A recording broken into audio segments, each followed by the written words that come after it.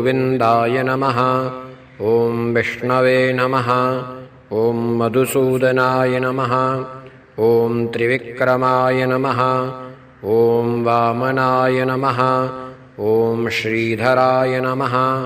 ॐ ऋषिकेशाय नमः। ॐ पद्मनाभाय नमः। ॐ दामोदराय नमः। ॐ सङ्कर्षणाय नमः। ॐ वासुदेवाय नमः। ॐ प्रद्युम्नाय नमः। ॐ अनिरुद्धाय नमः। ॐ पुरुषोत्तमाय नमः। ॐ अधोक्षजाय नमः। ॐ नारसिंहाय नमः। ॐ अच्युताय नमः।